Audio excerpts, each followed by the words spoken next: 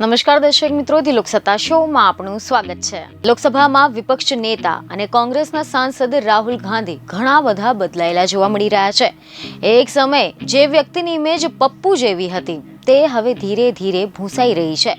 જનતાની સાથે સાથે હવે સત્તા પક્ષ ખુદ પણ રાહુલ ગાંધીની નોંધ લેવા લાગ્યું છે। રાહુલ ગાંધીએ કેન્દ્ર સરકાર પર હિન્દુસ્તાનને અભિમન્યુની જેમ ચક્રવ્યૂહમાં ફસાવાનો આરોપ લગાવ્યો હતો અને હવે તેમના આ ચક્રવ્યૂહવાળા ભાષણ બાદ રાહુલ ગાંધીએ મધરાત્રે કરેલી એક પોસ્ટે ભારે ખળભળાટ મચાવી દીધો છે।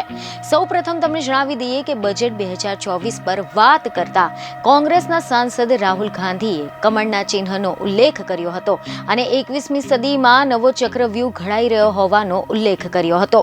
રિપોર્ટ એવા મળી રહ્યા છે કે 29 જુલાઈના રોજ વિપક્ષના નેતા રાહુલ ગાંધીએ કેન્દ્ર સરકાર પર હિન્દુસ્તાનને અભિમન્યુની જેમ ચક્રવ્યૂહમાં ફસાવાનો આરોપ લગાવ્યો હતો અને એમ જણાવ્યું હતું કે વિપક્ષી ગઠબંધન એટલે કે ઇન્ડિયા આ ચક્રવ્યૂહને તોડશે। જેના બાદમાં ગત રાત્રે રાહુલ ગાંધીએ કરેલી એક પોસ્ટમાં એવું લખ્યું કે સ્પષ્ટ છે કે તમને મારું ચક્રવ્યૂહવાળું ભાષણ ગમ્યું નથી।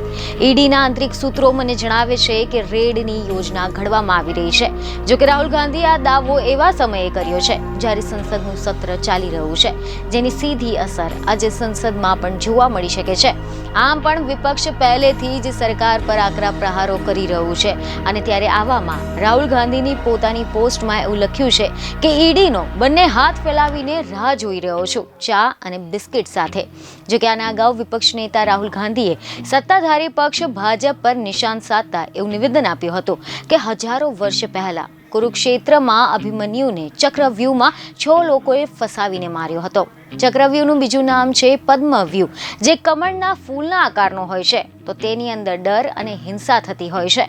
અભિમન્યુને ચક્રવ્યૂહમાં 6 લોકોએ ફસાવીને માર્યો હતો। બીજને ખબર સાથે ફરી મળીશું। ધન્યવાદ।